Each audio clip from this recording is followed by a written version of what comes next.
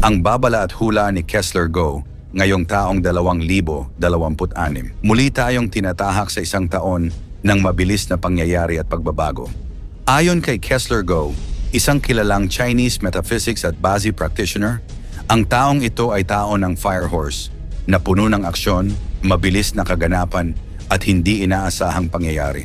Mula sa mga personal na buhay hanggang sa pandaigdigang kaganapan, marami ang posibleng maranasan sa loob ng susunod na 12 buwan. Kaya narito ang 10 hula ni Kessler Go para sa taong 2026 batay sa kanya umang mga obserbasyon sa Chinese zodiac at energies ng fire horse. Pang-10, tao ng mabilis na paggalaw at aksyon. Ayon kay Kessler, ang taong 2026 ay isang taon na puno ng mabilis na aksyon at momentum. Hindi tulad ng mga nakaraang taon, ang fire horse energy ay nagpapabilis ng lahat ng bagay, kaya maraming tao ang makakaranas ng biglaang pagbabago sa kanilang buhay, trabaho at relasyon. Ito ay taon kung saan kailangang maging alerto at handa sa anumang mangyari, sapagkat ang energies ay hindi sumusunod sa kalendaryo. Pang-siyam, pagbagsak o pagkawala ng kontrol sa ilang relasyon at proyekto. Ang fire horse energy ay nagpapabilis din sa mga sitwasyon na hindi gumagana. Maraming relasyon, partnership o proyekto ang maaaring mawala ng direksyon o tuluyan ng mabigo sa unang bahagi ng taon. Ang mga dating nakasanayang routines ay maaaring magbago at kailangang maging handa sa mga pagbabago. Pang-8, health alerts at pisikal na pagod.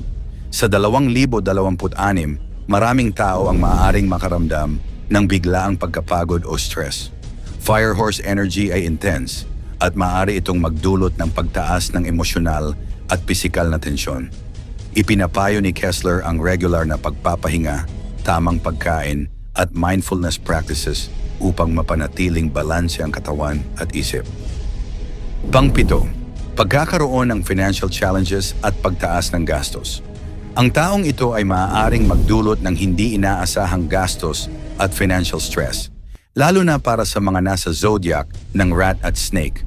Ayon kay Kessler, may consumer star na nagpapahiwatig ng malalaking gastusin, pati na rin posibleng disruption sa travel o business transactions. Ipinapayo niya ang maingat na financial planning at pag-iwas sa impulsive na paggastos. Pang-6, pagtaas ng public sentiment at madaling pagkalat ng balita.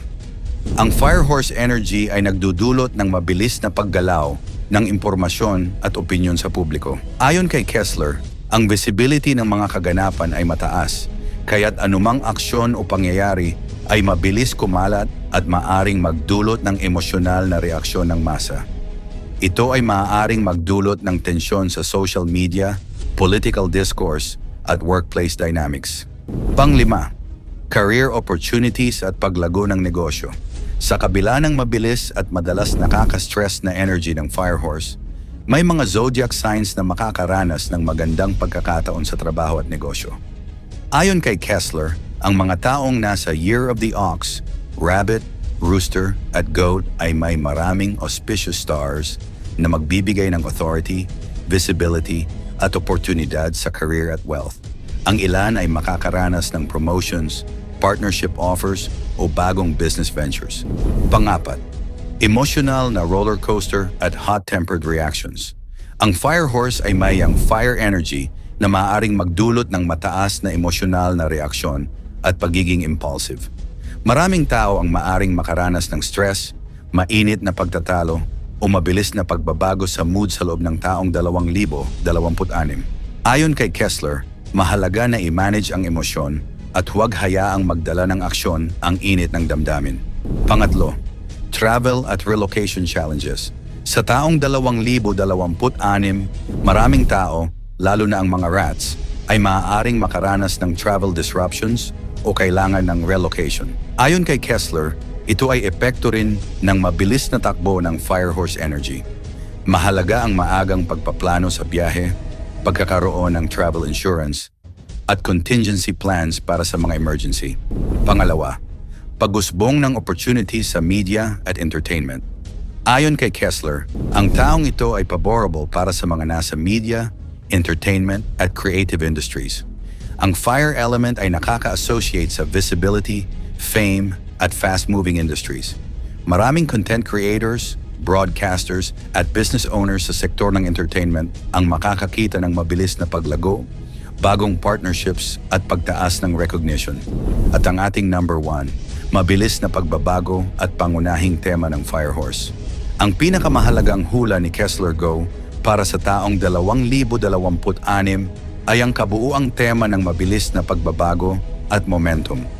Ang tao ng Firehorse ay nagpapabilis ng lahat ng aspeto ng buhay, mula sa personal na relasyon, career growth, financial planning, hanggang sa public events at global occurrences.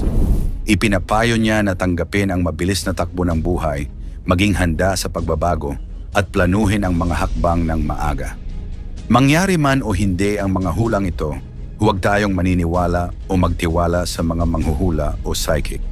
I-type ang amen kung sa kataas-taasang Diyos lamang tayo sumasampalataya at hindi sa mga manghuhula. Nakakakilabot at makatindig balahibong mga hula ni Jovi Vargas tungkol sa Pilipinas at sa mga mangyayari sa buong mundo ngayong taong 2026. Sa panahong puno ng kaguluhan, takot at kawalan ng katiyakan, muling naging usap-usapan ang kanyang pangalan dahil sa mga matitinding prediksyon na ibinahagi niya sa publiko. Si Jovi Vargas ay isang psychic na matagal nang gumagawa ng year predictions. Taon-taon ay naglalabas siya ng mga hula hinggil sa lindol, digmaan, politika, ekonomiya at mga pandaigdigang krisis. Ayon sa kanyang mga taga-subaybay, may ilang hula raw siya noon na sinasabing nagkatotoo, dahilan upang mas lalo siyang sundan at pakinggan ng marami. Kaya narito ang 10 babala at hula ni Jovi Vargas para sa taong 2026. Pang-10, matinding magaganap sa Pilipinas. Ayon kay Jovi Vargas, isa ang Pilipinas sa mga bansang makakaranas ng matitinding pagsubok sa taong 2026. Nakikita niya ang sunod-sunod na malalakas na lindol sa iba't ibang bahagi ng bansa, partikular sa Visayas, gaya ng Samar at Leyte, pati na rin sa Metro Manila, Baguio, Pangasinan at Bicol. Bukod sa lindol, may mga senyales din ng malalakas na bagyo, pagbaha at posibilidad ng pagputok ng mga bulkan na magdudulot ng panganib sa buhay at kabuhayan ng maraming Pilipino.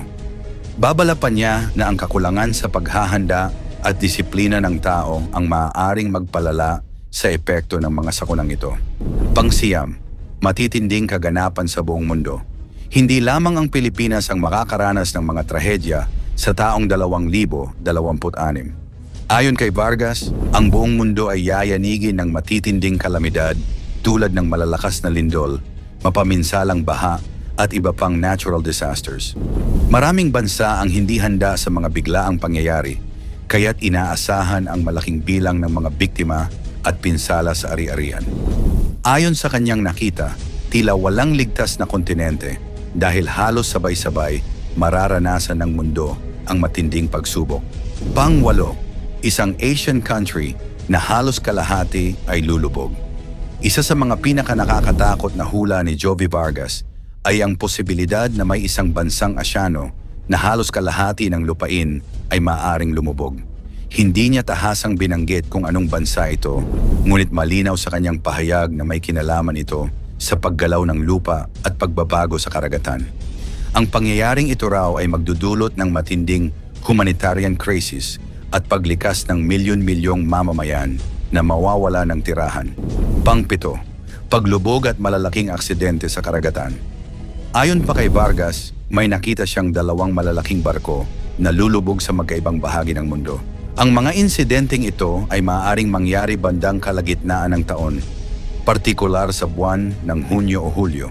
May kinalaman umano ito sa masamang panahon, pagkakamali ng tao o biglaang sakuna sa dagat.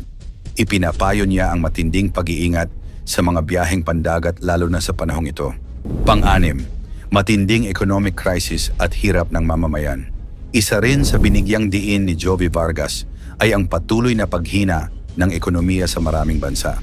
Ayon sa kanya, maraming negosyo ang magsasara, tataas ang presyo ng bilihin, at lalong mahihirapan ang mga ordinaryong manggagawa. Pinayuhan niya ang publiko na mag-ingat sa pag-utang at maging praktikal sa gastusin. Maraming pamilya ang mapipilitang magbawas ng pangangailangan at humanap ng alternatibong pagkakakitaan upang makaraos sa araw-araw. Panglima, paglala ng global conflict at banta ng digmaan. Ayon kay Vargas, magpapatuloy ang tensyon sa pagitan ng malalaking bansa tulad ng Amerika, China, Russia at mga bansa sa Middle East. Bagamat hindi raw agad mauuwi sa isang malaking world war, lalakas ang banta ng digmaan, military actions at mga lihim na operasyon. Ang tensyon na ito ay magdudulot ng takot at pangamba sa ordinaryong mamamayan sa iba't ibang panig ng mundo. Pang-apat, malalaking iskandalo at magulong pamahalaan sa Pilipinas. May mga isyong politikal at iskandalo raw na lalabas sa Pilipinas sa taong 2026. Ayon kay Vargas, may mga kaso ng katiwalian, plunder at mga kontrobersyang kinasasangkutan ng matataas na opisyal ng pamahalaan.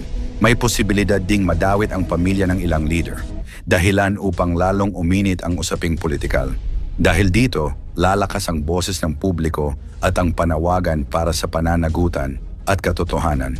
Pangatlo, paglala ng digital control at artificial intelligence.